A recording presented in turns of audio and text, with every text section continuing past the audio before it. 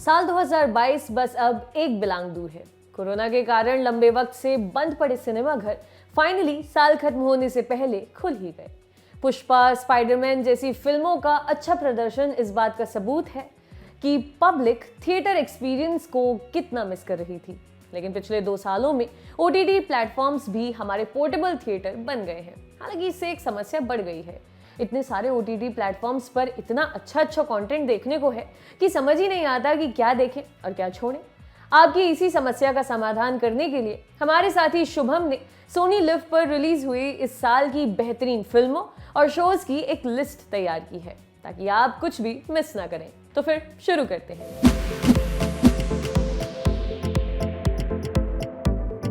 ये 4 छोटी कहानियों को मिलाकर बनी एक एंथोलॉजी फिल्म है। कहानियों की थीम जाति, क्षेत्र, चमड़ी के रंग और बदला है। इसकी खास बात यह है कि ये कहानियां प्रतीकों के माध्यम से समाज में बसी कुरीतियों को उजागर करती हैं।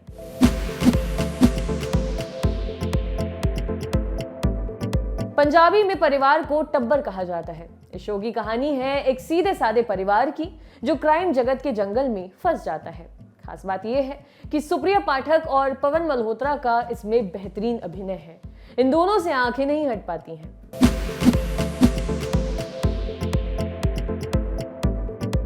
ये शो एजुकेशन स्कैम को दिखाता है। शो में दिखाया गया है कि कैसे नेता, बिजनेसमैन और कुछ सरकारी कर्मचारियों ने मिलकर मध्य प्रदेश में मेडिकल एंट्रेंस एग्जाम में घोटाला किया था। इस शो की कहानी मध्य प्रदेश में हुए व्यापक घोटाले से प्रेरित है और यही इसकी खास बात है। ये कानपुर के रहने वाले बेहद सिंपल मिडिल क्लास मिश्रा परिवार की कहानी है। गुल्लक 2 एक आम परिवार में रोजाना आने वाली छोटी छोटी मुश्किलों, खुशियों को खूबसूरती से दिखाती है। इसकी खास बात है मिडिल क्लास परिवार का बहुत ही रिलेटेबल प्रेजेंटेशन। एकदम अपना सा लगता है ये शो। कहानी है बिहार की, वहां रहने वाली रानी भारती नाम की लड़की की, जो एक आम घरेलू महिला से अचानक बिहार की मुख्यमंत्री बन जाती है। इसकी खास बात यह है कि जॉली LLB जैसी फिल्मों के डायरेक्टर सुभाष कपूर इस शो के क्रिएटर हैं। शो की कहानी बिहार के पूर्व मुख्यमंत्री लालू यादव और राबड़ी देवी की कहानी से प्रेरित है।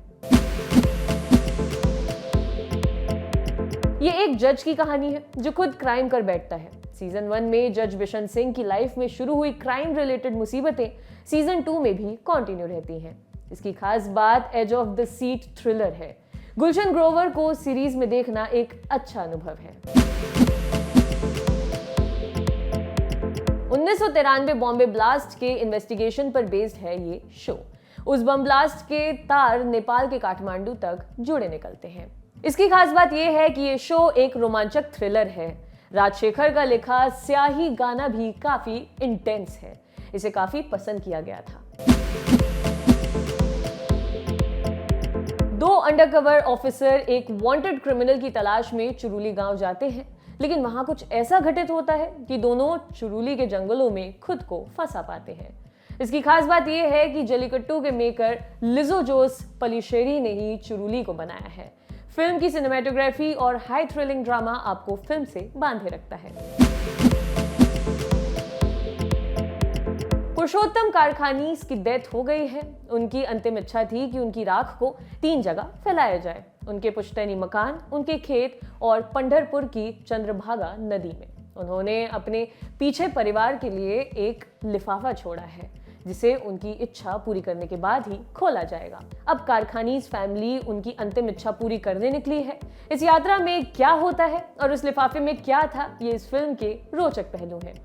33वें टोक्यो इंटरनेशनल फिल्म फेस्टिवल में शामिल होने वाली कारखानी सांचीवारी इकलौती भारतीय फिल्म थी और यही इसकी खास बात है। कहानी है 3 लड़कों की जिन्होंने बचपन में दिल चाहता है देखी थी और तब से अपना दिल चाहता है मोमेंट क्रिएट करने के लिए बैठे हुए हैं। दिल चाहता है कि 20 साल पूरे होने पर तीनों फाइनली अपना ड्रीम पूरा करने और मोमेंट क्रिएट करने रोड ट्रिप पर निकल ही जाते हैं। इसकी खास बात यह है कि शांतित क्रांति को यूथ ऑडियंस ने काफी पसंद किया था। ये कहानी है वेलू नाम के एक मधुमक्खी पालने वाले इंसान की, जो अपनी पत्नी के साथ रोजमर्रा की मुश्किलों से जूझते हुए भी एक खुशहाल जिंदगी गुजार रहा है। लेकिन एक दिन उसकी खुशियों को नजर लग जाती है जब उसकी पत्नी को एक गंभीर बीमारी हो जाती है। इसकी खास बात यह है कि क्रिटिक्स ने फिल्म की झोली भर भर के तारीफ की है।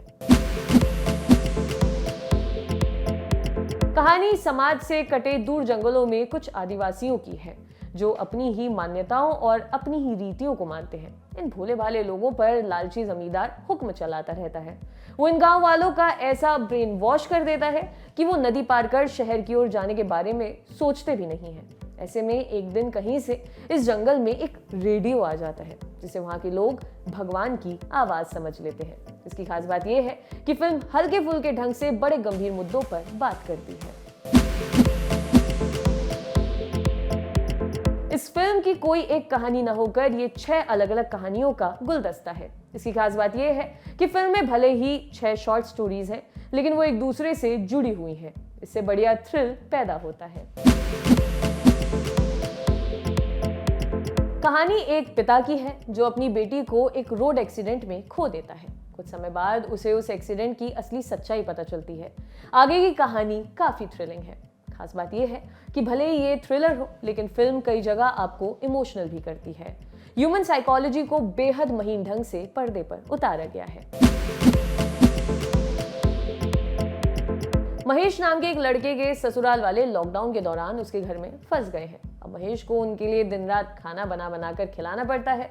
इसी से हादसे उपजता है। इसकी खास बात यह है कि लाफ राइड कहलाई गई इस फिल्म को बढ़िया ही रिसेप्शन मिला।